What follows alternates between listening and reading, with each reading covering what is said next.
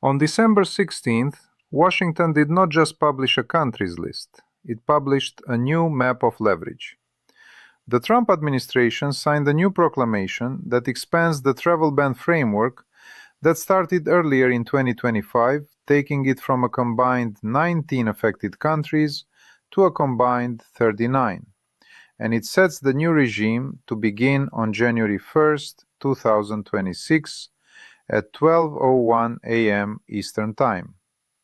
Officially, the justification is national security, screening and vetting gaps, weak identity management, poor information sharing, refusal to accept back deportable nationals, and high visa overstay rates drawn from government overstay reporting.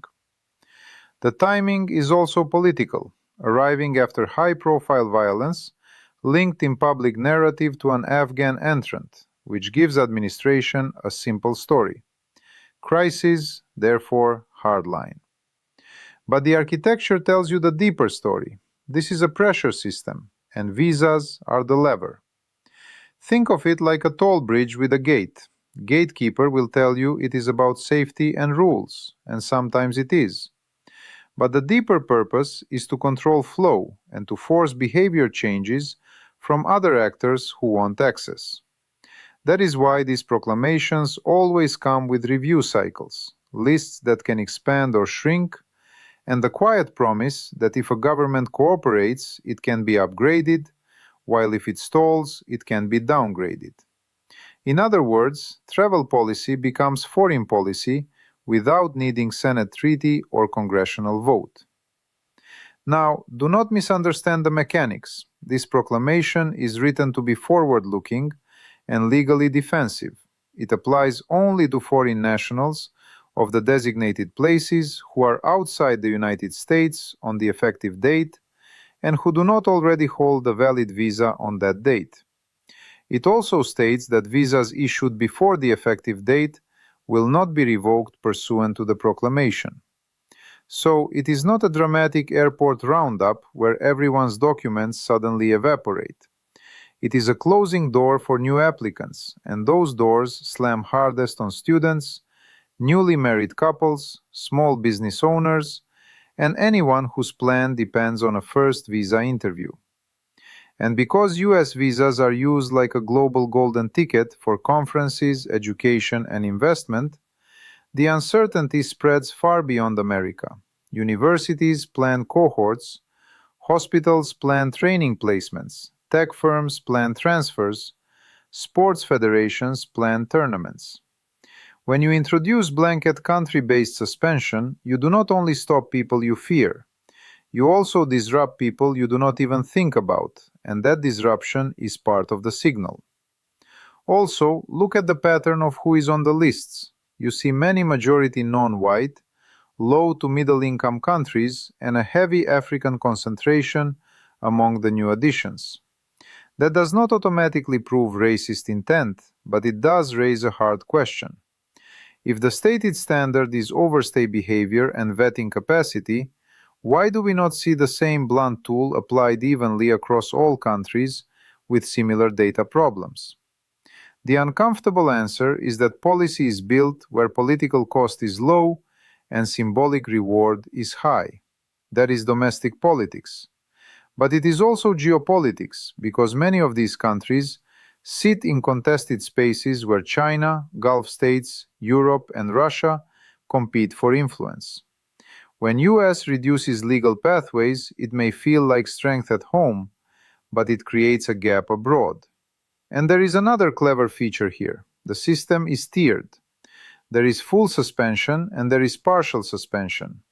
And the partial one is designed to look modest while hitting the most common routes for ordinary mobility. In practice, partial suspension blocks immigrants and also blocks the big everyday categories: visitor visas for business and tourism, and the student and exchange categories that feed American campuses. Then it instructs consular officers to shorten the validity of other visas where they can, which increases friction without needing a full ban. So this is not simply a wall, it is a machine of friction. At the same time, the proclamation carves out exceptions for permanent residents, many diplomatic and official visa classes, and dual nationals traveling on a non-designated passport.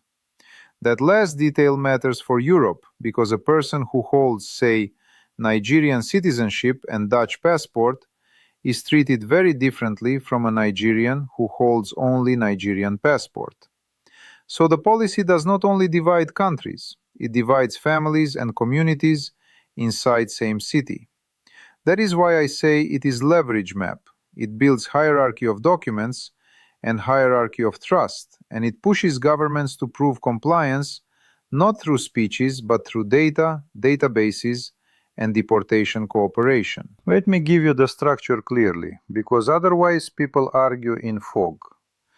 The full suspension list, 19 in total, keeps the 12 countries already under full suspension since June 2025.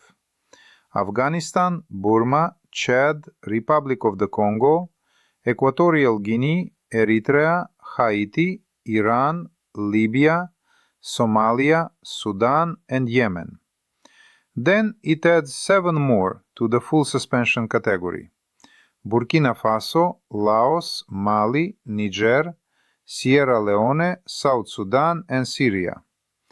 And the proclamation also treats people traveling on Palestinian Authority-issued or endorsed travel documents as covered by the full suspension logic, on argument that current conditions and the presence of designated terrorist groups make reliable vetting impossible. Full suspension is broad. It suspends entry as immigrants and as non-immigrants, so it is not only about settlement, it is about travel itself. Partial restriction, 20 in total, keeps 4 countries from the original partial list: Burundi, Cuba, Togo, and Venezuela. And it keeps Turkmenistan in a modified form. Then it adds 15 more partial countries: Angola, Antigua and Barbuda, Benin, Côte d'Ivoire, Dominica, Gabon, the Gambia, Malawi, Mauritania, Nigeria, Senegal, Tanzania, Tonga, Zambia, and Zimbabwe. Partial restriction is not some extra paperwork. It suspends entry as immigrants, and it suspends entry on B1, B2, B1/B2, F, M, and J visas, which are exactly the tourist and business visitor visas, and the student, vocational student, and exchange visitor categories. It explicitly says other non-immigrant visa classes are not automatically suspended, but it directs consular officers to reduce validity for other visas where possible, which means more renewals, more interviews, and more leverage. Turkmenistan is presented as demonstration of conditionality. The proclamation says Turkmenistan made progress on identity management and information sharing, so the suspension on those visitor and student categories is lifted, while immigrant entry remains suspended because some concerns remain. The stated reasons across the list are a mix of security claims and administrative failures: terrorist activity in some regions, weak or non-cooperative central authorities for issuing passports, high overstay rates, and in some cases, refusal to accept back removable nationals. The partial list also includes 2 interesting paperwork politics cases: Antigua and Barbuda and Dominica, which are singled out for citizenship by investment programs without residency. A polite way of saying Washington distrusts the integrity of who is really behind certain passports. Now, look at how the rule lands on human level. The proclamation says no visa issued before January 1st, 2026 is revoked just because of this action, and it says the suspensions apply only if you are outside United States on January 1st and you do not have a valid visa on that date. But for people outside, it turns the visa line into a nationality gate. There are categorical exceptions for U.S. lawful permanent residents, dual nationals traveling on a non-designated passport, many diplomatic and official categories, athletes and support staff traveling for the 2026 World Cup, the Olympics, or other major sporting events designated by State Department, and a few narrow special categories, including certain special immigrant visas for U.S. government employees and the carve-out for immigrant visas for ethnic and religious minorities facing persecution in Iran. Then come the quiet changes that matter most for families. This December 16 proclamation removes several exceptions that existed under the June 2025 proclamation, including exceptions for certain immediate family immigrant visas and for adoptions, and it narrows how Afghan special immigrant visa-related exceptions are handled, with language making the removal effective immediately for countries already covered under the earlier rules. It also keeps that people already granted asylum and refugees already admitted are not stripped of that status by this proclamation. And it creates case-by-case national interest exceptions controlled by state, homeland security, or justice department, but it does not give normal people a simple, transparent procedure for requesting one. Finally, it mandates reviews and reports every 180 days, which tells you again this is meant to be dial, not a one-time wall. It even lists a long set of diplomatic and official visa classes, including A, G, C, and NATO-related categories, as exempt, which tells you the ban is aimed at private mobility, not state-to-state traffic. So what is real strategic logic here? In my view, it has two layers, and you should separate fact from inference from opinion. Fact. The proclamation uses administrative criteria, such as overstay rates, vetting capability, information sharing, and deportation cooperation, and it builds in a 180-day review and reporting cycle. It also signals that State Department will engage the listed countries on what measures they must take, which is diplomatic language for conditionality. Inference. The structure is designed to be more durable in courts and in bureaucracy than a purely symbolic ban because it points to process, it avoids immediate retroactive visa cancellations, and it holds up Turkmenistan as example of improvement rewarded. Opinion. It is also designed for domestic politics because it gives simple, visible deliverable, and it does so while keeping enough flexibility for exceptions when elites need them. Now, geopolitics. Many of the newly restricted states are exactly the ones where US influence competes with China, Gulf donors, Europe, and sometimes Russia's security relationships. If US tells a Nigerian student or Senegalese researcher that America is closed, the person does not disappear. They go to London, Paris, Toronto, Istanbul, Dubai, or Beijing. Europe will feel this in two ways. First, more talent will reroute toward European universities and labor markets, which can be good for Europe in short term, but it also increases political tension over immigration and integration. Second, when legal pathways to US narrow, some flows do not politely redirect. They become irregular, and that eventually becomes Europe's problem as well, because Europe sits closer to many of these regions. There is also a diplomatic signal that many Americans underestimate.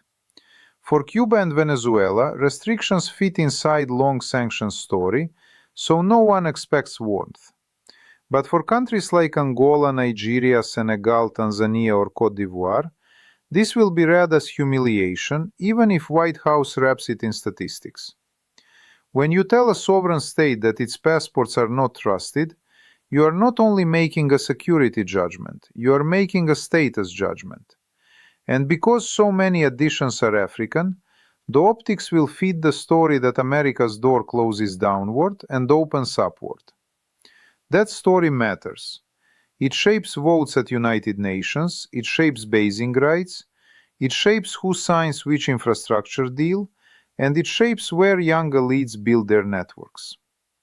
Here is the tough question officials avoid. If the threat model is terrorism, why is policy doing so much work through overstay numbers and deportation cooperation, which are immigration management issues, not counterterrorism intelligence issues? And if the problem is overstays and poor documentation, why is the response blanket country suspension rather than targeted enforcement and bilateral fixes? The honest answer is that blanket suspension is simple, visible, and politically rewarding, while targeted solutions are slow, technical, and do not produce TV-friendly headlines. The dangerous second-order effect is that legal doors closing often pushes movement into gray channels. People who cannot get a student visa look for fake invitations, proxy passports, or they overstay somewhere else and then try secondary routes. And once US makes nationality-based bans normal again, other countries copy, including European states under domestic pressure. So you can end with a world where mobility becomes more unequal and more securitized, and ordinary people pay price while elites still travel on diplomatic passports or second passports. If you want one indicator to watch, it is not speeches. Watch the quiet negotiations. Which governments sign new information sharing deals? Which agree to accept deportees faster? Which tighten their passport issuance and citizenship by investment rules?